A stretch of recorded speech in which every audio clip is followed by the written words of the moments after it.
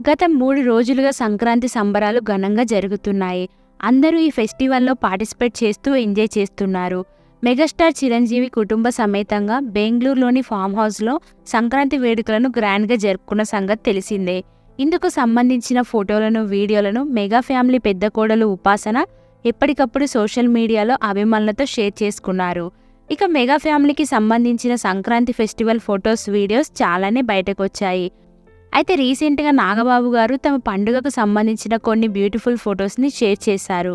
అందులో ఆయన brothers, sisters, మేనల్లులతో పాటు భార్య పద్మ గారు, కూతురు నిహారిక, కొడుకు వరుణ్ తేజ్, కోడలు లావణ్యతో ఉన్న కొన్ని బ్యూటిఫుల్ పిక్స్‌ని కూడా పోస్ట్ చేశారు.